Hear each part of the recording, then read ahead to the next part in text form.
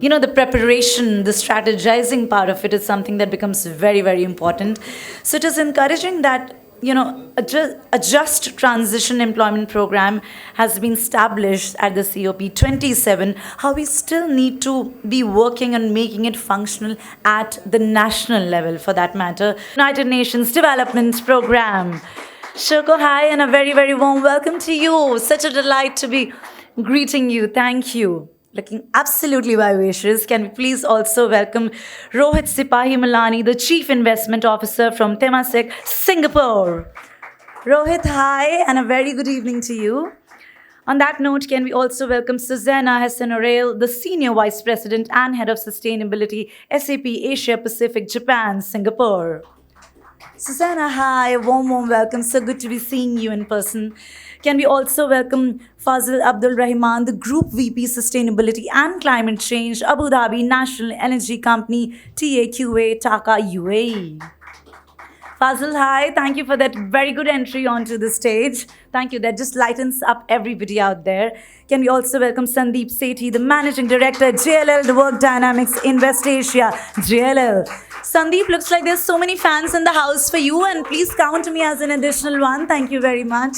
Wow, I love that energy. Thank you. We'll get to the roots as to what's the real rationale of this, this cheer, but we'll get onto that. But you know what? We'll let that job be done by our very diligent moderator, who's the partner from Bain and Company, Sachin Kotak. Could we please have you on the stage? All right. So Sachin, of course, you will help us, delve into the topic, and of course, the other secret also, which we need to discover. But on that note, thank you very much. Let's send a round of cheer for the entire panel, really being, all set to lit the discussion. Over to you, Sachin. Thank you. Thank you. Welcome all. We are kind of witnessing an energy revolution right now. Something what happened in the digital world over last maybe 40, 50 years, the whole computer and the digital revolution. That's exactly what is happening in the energy world. The way we understand energy now is very different. It's going to be very different from what it's going to be 15, 20 years down the line. But as it's true for any revolution, what happens is it causes pain, it causes a set of compromises and challenges. And that's why it becomes important that as we talk about energy revolution, it has to be a just transition. It cannot be unfair to a set of stakeholders, whether it's countries, whether it's sectors, whether it's individuals. And that's what we want to talk about today, saying that how do we think about a just transition, right? And there are different facets of it. There is the whole country level dynamic which is at play, because there are developed countries and developing countries, and the dynamics are very different in each of them. It's not about the company level transition, because large corporates may be able to manage, but there are sectoral level dynamics we need to think about, because there is a supply chain, there are SMEs, there are startups, there are different communities in that. And then there is the whole individual level, which is there are communities which are impacted because of this transition, there are employees who are impacted because of the transition. So we want to touch about on kind of all the different topics. And the interesting part is when you look at this panel, it's actually a very diverse panel. You have somebody from the regulatory part of the world where Shombi and Shoko have a point of view. You have an investor view with the Rohit being there. You have Susanna and Fazil who bring the view of the industry. And then Sandeep who actually works with several clients to actually help them on transition. So we have a very diverse panel today. So thank you for being here. It will be an interesting discussion. I'll try and do justice to each of you in terms of different points that you're trying to make. Only request I would have is just be conscious of time as we go through this, right? Because it's a large panel.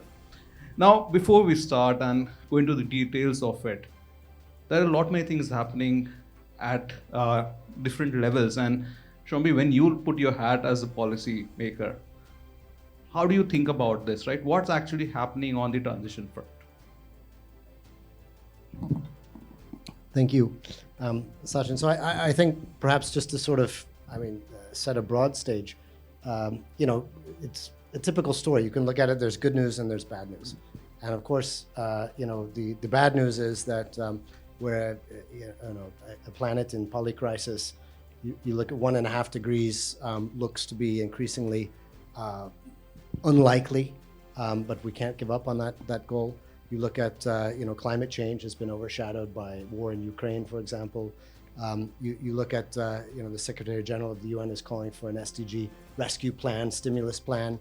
For the first time ever, we've seen human development indicators, UNDP HDI indicators being reversed for years on end. It's estimated it's basically a coin flip. In the next 5 years, we may see 1.5 already in terms of an annual temperature. Here in India, of course, we've seen heat waves and floods, and I was reading that parts of Mumbai might be underwater by 2050, things like that. So there's a whole lot to be pessimistic about. There's also a whole lot to be optimistic about. And when we started this conversation about climate change, we were looking at 3.5, 3 degrees, something like that. If you look at the commitments in Glasgow, that would get us to 1.9 degrees. Sharm el-Sheikh, 1.7 degrees. Countries like India have staked really important commitments and leadership. For example, the Panchamrit targets in COP26 of the Prime Minister. 500 gigawatts of renewable energy. This is amazing. 50% renewable mix by 2030. These are very, very difficult commitments that require a whole of society sort of approach. And I think that, but that's happening. And the private sector obviously is playing the most important role, in fact. And we're realizing the amount of finance that needs to be unleashed is far beyond what's happening now. So we're calling, $1 trillion a year for climate at a minimum. The Secretary General is calling for for $500 billion, the SDG stimulus and such. But I think just wanted to say that something else has happened. The world changed between COP26 and COP27 because of the Ukraine war.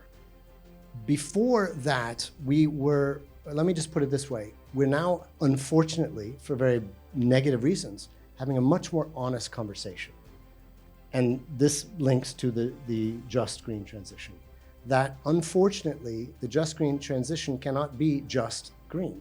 That's kind of what we wanted. And that was a little bit unfortunately, the fantasy we were working with. But what developing countries like India and others have been saying is that it can't be, it needs to be just, meaning fair, equitable, and green.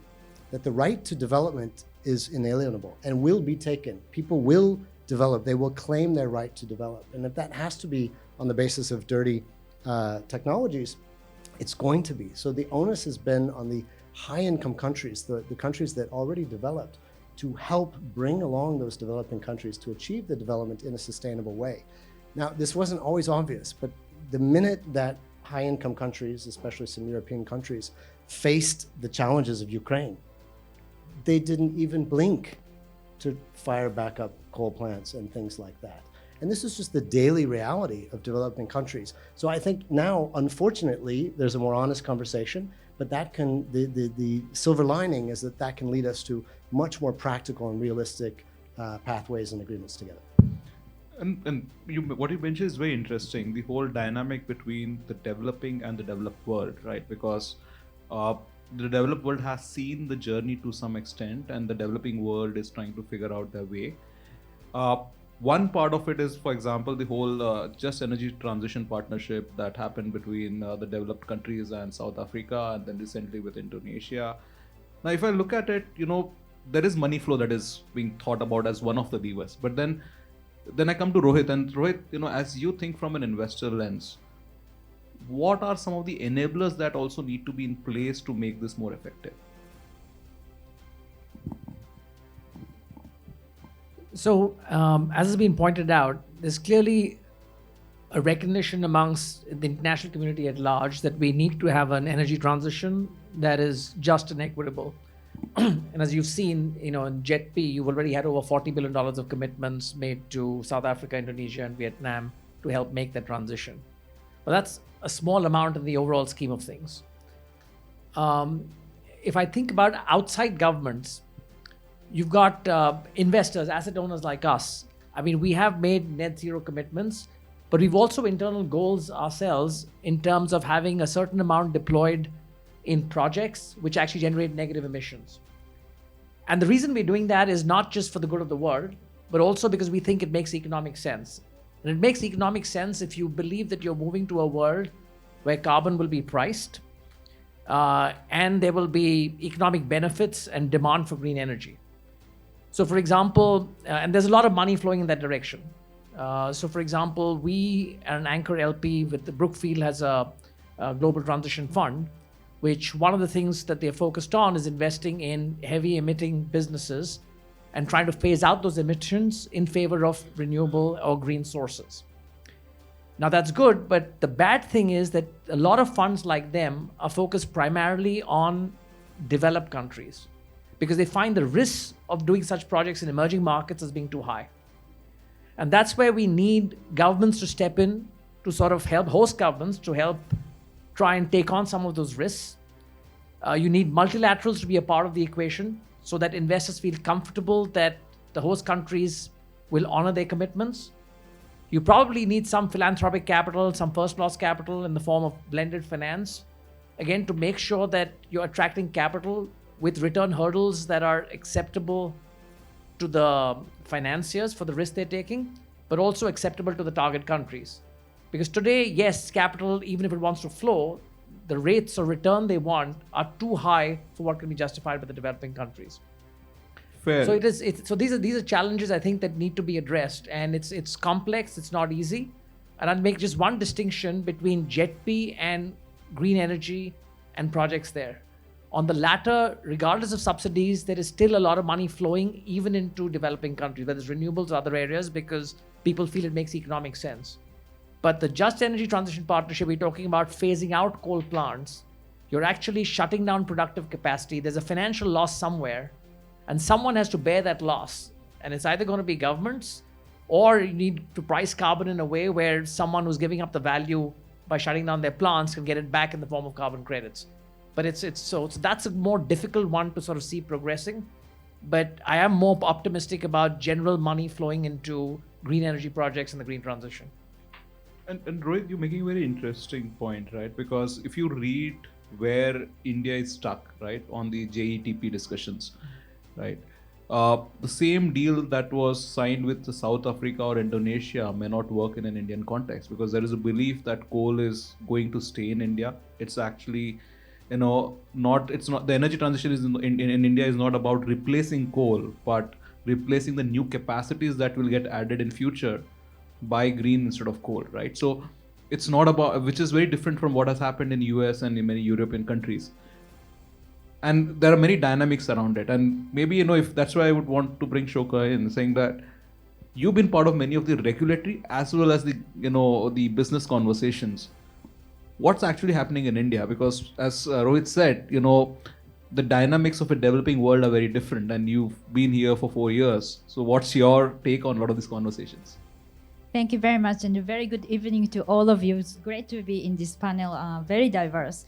So from UN side, from UNDP side, we are extremely happy to see the word just. And I think when I have been speaking to government officials about this energy transition, they know that it cannot happen one day. The transition cannot.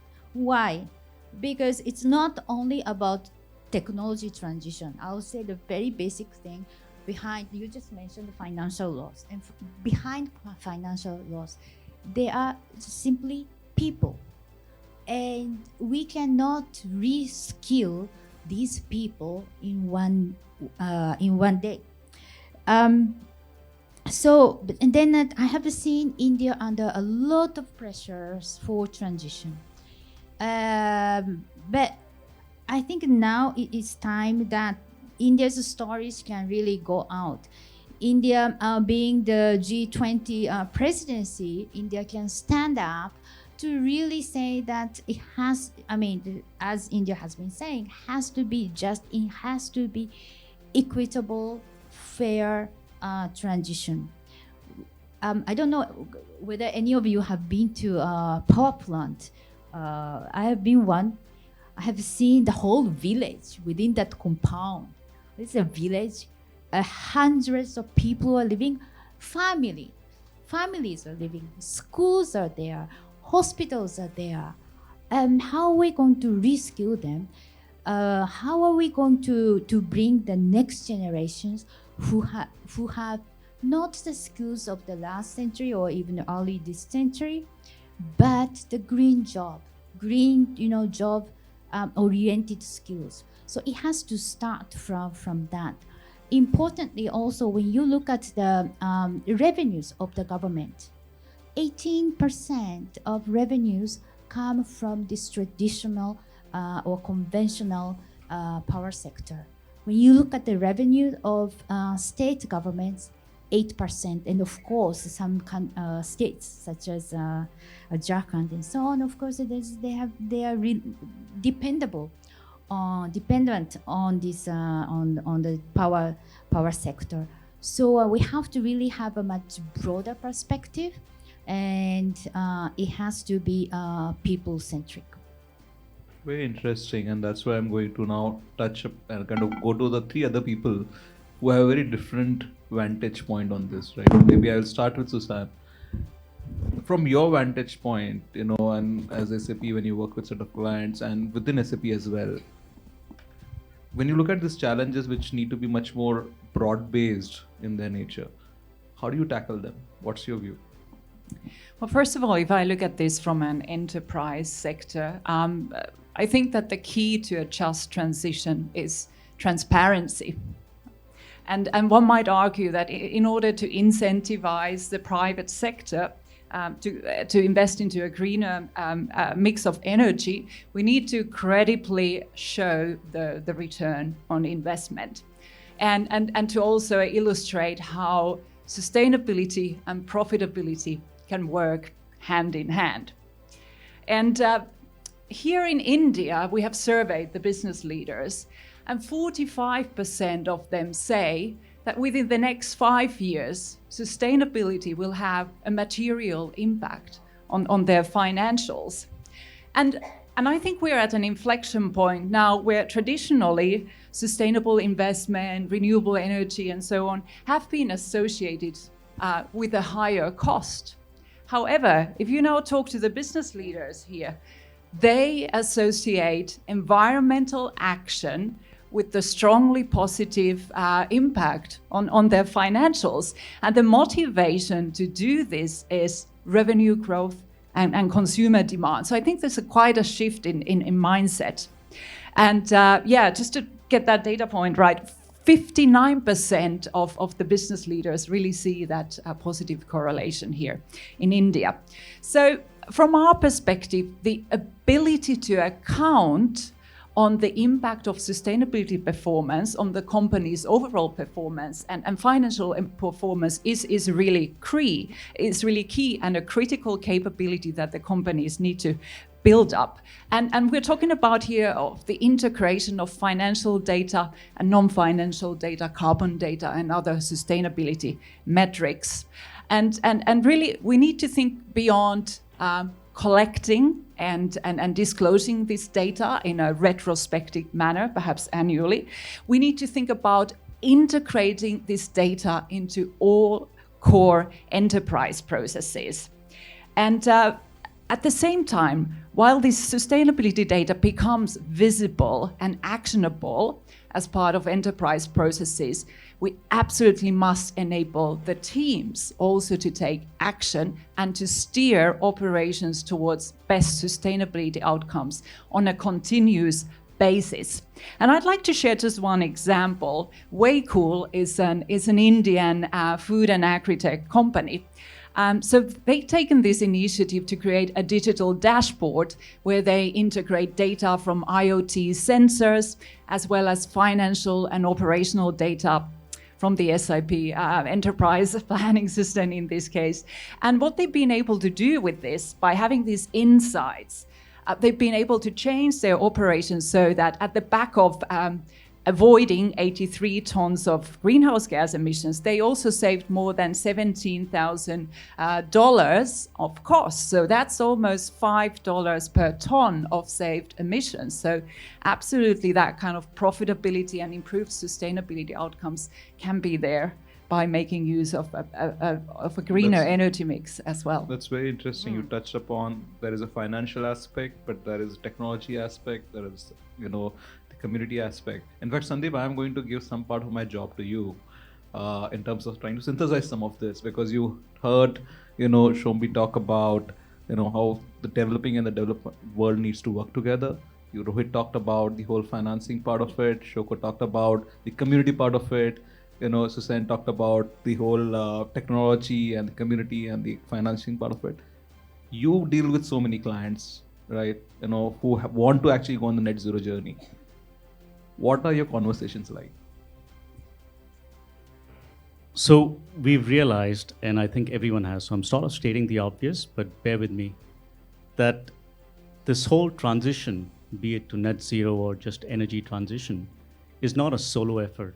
It requires the entire ecosystem of corporates, governments, consumers, everyone to come together. Fortunately, what we're seeing is corporates are playing a very important role, but they're also doing a very good job. And one of the key drivers with corporates is that the employees that work for these corporates, they've certainly said, we want to work for a purpose-driven organization, and they see sustainability as a very purposeful agenda. So they're putting some sort of a pressure on the corporates. Now, more and more corporates are making commitments or pledges around sustainability. Many have made net zero commitments. Many have said they're going to address their scope 1, scope 2, scope 3 emissions. Now, scope 1 and 2 are easier to manage because they're within your control. Scope 3, you have to work with the ecosystem and you have to work with factors that are beyond your control. And that's where they're struggling, because that makes up almost 90% of their emissions. But at the same time, by addressing what's happening with the vendor ecosystem, with the travel, commute, etc., they're creating a lot more awareness. Proof in point is the CII's Green Building Council in India started off, I think, in 2001. And they had only about 500,000 square feet of certified green buildings then. Fast forward to 2022, it's over 10 billion square feet. We have the second highest portfolio of green rated buildings in the world in India. 44% of the stock that exists for corporates in India for office space is green certified. I would say almost 100% of stock that comes in new is green certified. So there's clearly something that corporates are doing right. They're leveraging the ecosystem. There are a lot of startups coming into this PropTech game. In fact, 30% of all global PropTech funding came to India in the last 5 years. There are companies that are working on scope 3 emissions. There's a company that works on green transport for employee commute. That's just one example. There are many companies that are getting into real estate, getting into PropTech with no background in PropTech, but they want to make a difference. So personally, I feel there's a lot of learnings that we can take from the corporate sector's efforts and take it to the other sectors as well. I just want to, kind of put Fazil in a different zone, right? Because what you deal with is, I would say, still a lot more structured or an organized sector in terms of, when you say real estate, there are people, it's still, I would say, there's a lot more of focus on scope 1 or scope 2 part of it, right? Fazil, you are kind of from a power generation company, right? And when Shoka said she has been to one coal plant and there is an entire village in it, you have multiple villages that you need to tackle, right? And you as TAQA would have challenges on transitioning from black to green. So all that, what Sandeep said, what Shoka said, what Susanna said, what Rohit said, what Shombi said is all true in your life. What are your, I would say, boardroom conversations like? What is the real debate that happens in TAQA offices? Thanks. I think to start off with, when we talk about sustainability from an energy transition point of view, I think often sustainability is all about environmental sustainability and carbon. But in fact, there is a social sustainability part of it where it connects with the people aspect you mentioned, Shoko. And of course, there is a financial sustainability part of it for the corporates, as Rohit mentioned, because not in all the countries you have an incentive to go for the transition, especially in the developing parts. The corporates or the governments have to pay a price for it, or at times even the people have to pay a price for it. Fortunately or unfortunately, and because of right or wrong reasons or circumstances, what happens is often when you plan for energy transition, the people and the societies and even the supply chain are not coming in the decision making, right? Ideally, it will be good if they are taken into account. For example, say some of our operations in the natural gas based assets in some countries, the way the people are dependent are actually on the revenue from those assets. A lot of people from the supply chain are tuned to the business model they are in. So all of a sudden asking them to switch is going to affect the people's life, right? And of course, the corporate side, as Rohit mentioned, when you put a price on the carbon, of course, there is a price being taken by the corporates as well. So the key thing, as ideally as possible, is to make sure when in the boardrooms you take social aspects into account. So while you do the capital allocation framework in terms of the new investments, make sure apart from a carbon budget, there is a social budget also accounted alongside with it. That's an ideal scenario. But of course, it's not easy to put a social budget on top of it at the start because you have pressures from a regulatory point of view or a government point of view for the transition. In that case, I think it's all about important of having a inclusive stakeholder conversation. Talk with all the parts of the value chain, including the people, the supply chain, that why are we going for it? And you need to have a plan for them to make sure they're included as part of the plan. So that is very important. So when we talk about allocation of carbon, it needs to be not looking at the environmental side of it, but also the social side of it. I mean, from a TAQA's perspective, Sachin, as you mentioned, when we decided to have our net zero commitment by 2050 and the reduction, the interim target by 2030, what we focused on, of course, we have in 11 countries. So we tried to prioritize emission reduction in the markets where we think it's much more easier for, not just for us, but also for the people. And for other countries, for example, some of our investments in India, Morocco, the coal, we give them time so that there is a plan for transition and people, all the stakeholders can transition in a good manner. So it's a combined effort, as some of the panelists mentioned. So not all the countries or geographies are the same. So some parts of the geography have to lift the other parts while they are in the transition. You know what? But Fazil, to the point you made, right? Whenever I have looked at a lot of the plans that are presented in different, discussions for energy transition, right? The numbers take over the conversation, right? And what you're talking about, the whole community part of it and the softer aspects of it, what Shoko was trying to refer earlier also, and that's why I want to go to Rohit and Shoko, because I feel they wear very contrasting hats, or maybe similar hats, but there are different ways of expressing it. But Rohit, when you look at any kind of a proposal for energy transition that comes to you, right? For because when Fazil talks about energy transition and talking about business switches, it costs money, right? And when a report comes to you for funding that, how are you looking at it, right? Because there will be just transition aspects that will be built into that, and they cost money.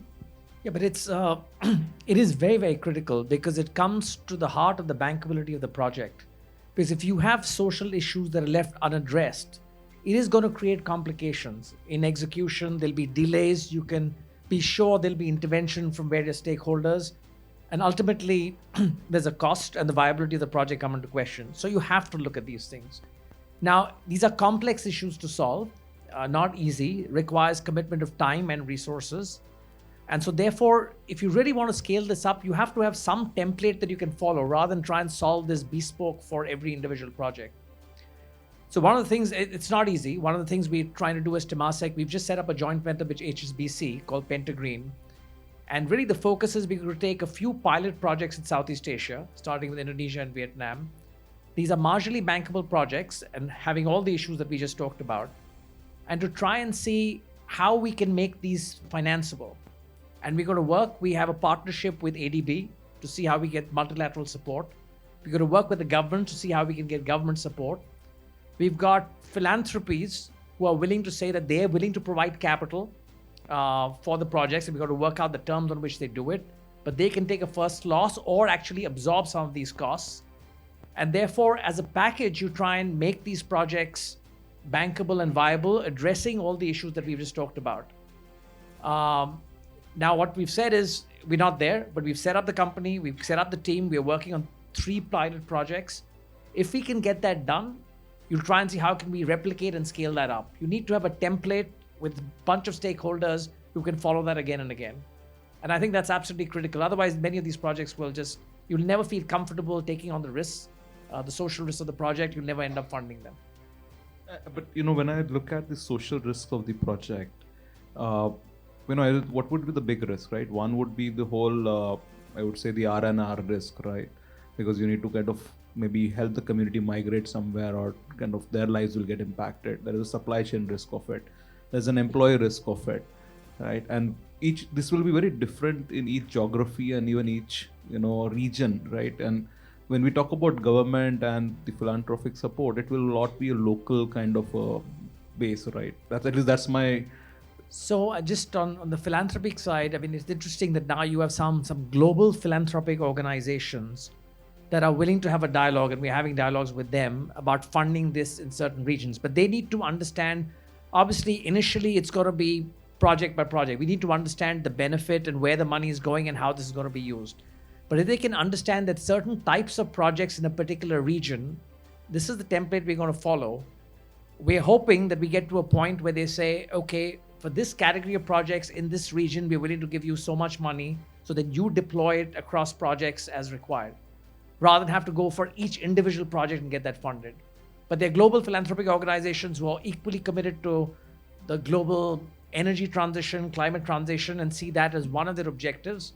And that's where we're hoping to be able to get that capital as a part of the blended finance solution beyond what we get from governments. And I do think multilateral support is going to be critical. And there needs to be a change in the mindset of multilateral agencies. They're not just, okay, we got to earn returns on this thing. They've got to recognize some of this has to be concessionary capital, and they've got to accept the lower returns for the greater good out here. And Shoko, your take on what Rohit just said? It's great to hear you, Rohit. As you rightly said, it is about people. They have to participate in the decision-making process. And as I also mentioned, that skilling part is very, very important, because I mean, either it's energy transition or other transitions, now AI and this digital will come in. So that means that we need a very different skill set to fill that gap.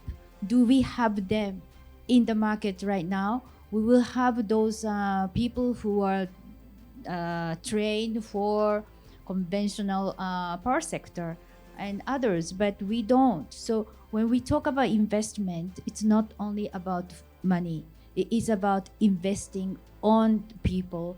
Even the CSR projects that any of you have, please remember not to invest on any hardwares, but invest on people, so that the society itself will be ready for this transition. And just want to add one more point, because I have to add, especially women, we also need to remember that in any transition or any crisis, women are more vulnerable. So we need a tailored support for women. Thanks. But Shoko, I would just use this, and what maybe Sandeep had said some time back is, all this we are talking about is about what a country needs to do, what a financier needs to do, what a corporate needs to do. But I also feel that transition is not just their responsibility, right? It's a responsibility of that employee as well to contribute to the transition journey. It's a responsibility of the community also to contribute to the journey. It can't be a one-sided game. And and Susanna, maybe I will just bring you here and say, if you have to tell something to your employees or the communities you work with in terms of how they should start contributing to the transition, what would that advice be? Well, if we look at the status quo here in India, only 22% of business leaders are actually incentivized towards reaching their sustainability goals. And they are also saying that only about half of the workforce is really actively engaged in sustainability topics. So I think we must start by taking responsibility. And of course, from a governance perspective, board members play an important role in putting the right incentives in place as well. And I really do think that the activation of the workforce plays a big role. there's plenty of anecdotal evidence about kind of grassroots sustainable innovation and improvements, whether from Japan or other countries. So I think it's really important to involve as much as possible of the workforce. And of course, sometimes you need to use also processes for that. So we advise to embed sustainability into all key processes and really make it everyone's job. Because if we are to change business as usual, reach those better sustainability outcomes, everyone needs to contribute to that in different ways. But it's also a question of business communities coming together. And here I talk about value chains in particular. So in the recent years, value chains have come under a lot of pressure, have broken. At this conference, we've also talked about the changes in that field. But I think collaboration is key. And just to give you an example, one collaboration that started in the earlier phase of the pandemic was within the automotive industry. So many European OEMs especially started to get supply chain disruptions, but because the supply chain is so complex, they didn't know where this was coming from. So they put together a data sharing network, a platform, firstly to address traceability topics, but now a key use case in this data platform called Catena-X, where SAP is also a founding member, is to actually share sustainability data, because in order to make the most sustainable business decisions, be it in procurement or otherwise, we need to have that kind of systemic view, not just limited to our next immediate party that we are procuring from. So exchange of carbon data in this kind of network supply chain related context is becoming more and more important, and the progressive companies are turning this into a competitive advantage. But Susanna, if I kind of take it forward, right, you said about the supply chain, right? And if you talk to most of the corporates right now, everyone says net zero, but a lot of focus is on scope 1, scope 2, and scope 3 people are still struggling to figure out, right? That's where supply chain comes in, right? You talked about the incentive for the business leaders. Now, there is a financial economics that a lot of the companies are trying to balance, right? And somewhere I feel the only way a lot of these things can get shaped up is where maybe somebody from the regulatory side steps in, kind of navigates and directs it. And Shombi, in your conversations in India or outside India, what are regulators trying to do? Because you need to incentivize, you need to penalize, you need to ensure that there is scope 3 on the radar of everyone. So how do you actually drive it? Thank you. Yes, no, I think, Sachin, definitely. I mean, the whole point is, as has been mentioned, that this is a whole of society challenge, and so we have to be working together. You've got fundamentally 3 levels. You've got governments, regulators, central and subnational. You've got producers and you have consumers. And I think that India is a fantastic case study in increasingly all of these levels rowing in the same direction. Basically. So you've got India, first of all, has embraced the SDGs, Sustainable Development Goals, as an organizing framework more than any country that I've seen, frankly. You have an entire, and the UN system has been very proud to collaborate with government on that. You have an entire India SDG index, which is providing decision makers, authorities at all levels, detailed information and data across the board in terms of how they're performing. And you have this cooperative or competitive federalism. States are looking at each other and they can sort of say, oh, we're doing well in this, we're not doing well in that. What do we need to do to sort of change? At the same time, you've got a new Lifestyles for the Environment initiative launched by the Prime Minister of Modi and together with the UN Secretary General here in Gujarat actually last year. And this is looking at exactly also incentivizing the 3 different layers, mindful consumption. How can consumers not only just make changes in their lifestyles, but also send those signals to producers, to the corporates, to the companies? What are the products that they, sustainable products they want to buy? I think also I would say that the good news is that even though it takes we're talking about multilateral level reform and things like that, there's a lot of pressure now on the development banks, for example, to really up their game in terms of increasing the blended financing and first loss protections, things like that. it was John Lennon or Vladimir Lenin, I always forget, one of the Lenins, sort of said, life is what happens while you're busy making plans. And so you see here in India, it's an excellent example of while, intergovernmental processes are making progress, but they're not always that fast. The Indian private sector is a great example. I mean, just huge investments in renewable. I mean, hundreds of billions of dollars being put into renewable mobility and power and these sorts of things. We are there in the UN system to partner with governments, with the private sector. We have a brand new 5-year cooperation framework, sustainable development that we have. And just one example, we're working with Renew Power, a fantastic renewable energy company here in India, together with SEVA, which is a women's self-help group, as Shoko was mentioning, helping to organize women who are working in the salt pans of the Rann of Kutch, and together with UN Environment Program, creating a whole new training program to help provide skills for women to move out of the very difficult lifestyle of salt pan working into basically becoming solar engineers and being able to repair the skills to repair solar panels and things in this really burgeoning industry of renewable energy in India. So that's just one example. So, but and the way I look at it is, what I took away was, Shombi, that you work a lot with government to drive and navigate these changes, right? And there are so many policy elements that you're working on. Fazil, this is your opportunity. You have a plant in India, which will be on a net zero journey. What are some of the asks you will have for the policymakers?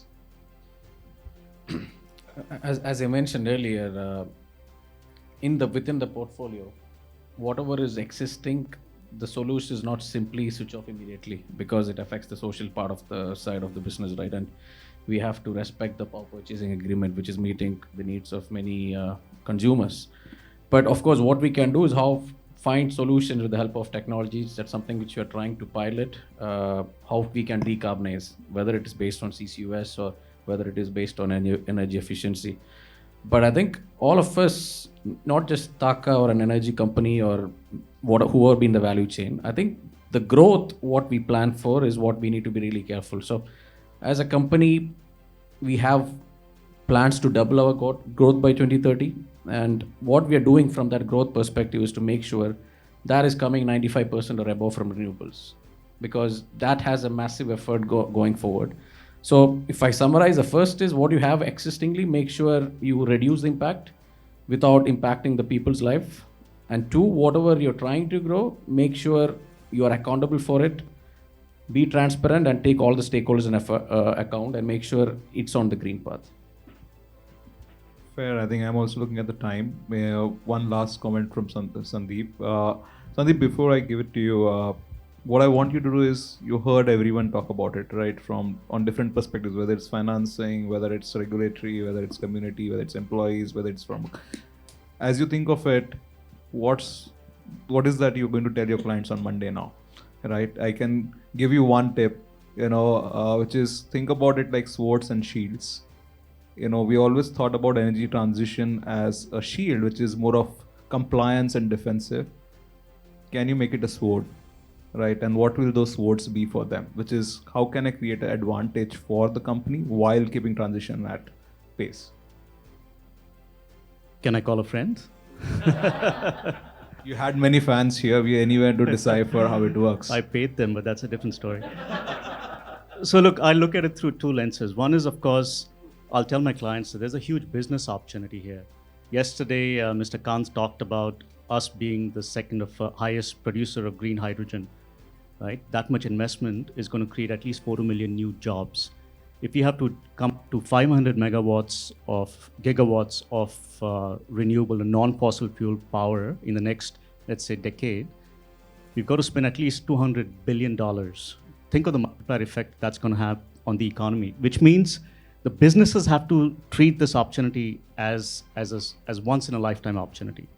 Second thing, I'll tell the businesses that there's nothing stopping them even today. There are market mechanisms in place today, be it open access, green tariffs, renewable energy certificates. There's group power plants you can establish. There's so much you can do even today. I'll encourage them to fast track that journey and make the transition happen quicker. That's what I'll say.